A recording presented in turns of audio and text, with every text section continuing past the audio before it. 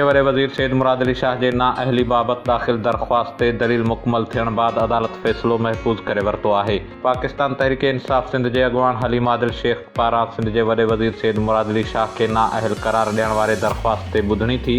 अदालत दरख़्वास्त गुज़ार जे वकील जा दलील ॿुधण बाद दरख़्वास्त ॿुधण जोगी हुअण बाबति फ़ैसिलो महफ़ूज़ करे वरितो आहे। दरख़्वास्त गुज़ार हलीम आदिल शेख जे वकील अदालत खे ॿुधायो त साल 2013 में सुप्रीम कोर्ट ॿिटी शोहरत लिकाइण तां सैयद मुराद अली शाह खे नाअहल करार ॾिनो। इन बावजूद मुराद अली शाह नंढी चूंड विढ़ी कामयाब थियण बाद सिंध जो वॾो वज़ीर बणिजी वियो आहे। दरख़्वास्त गुज़ार मूजिब अदालती हुकुम जे भञकड़ी करण सां गॾु ॿिटी शोहरत लिकाइण खां पोइ सैयद मुराद अली शाह आइन जे आर्टिकल 62 ऐं 63 मुताबिक़ सादिक ऐं अमीन नथो रहे, उन लाइ मुस्तक़िल तौर ते खेसि नाअहल करार ॾिनो वञे।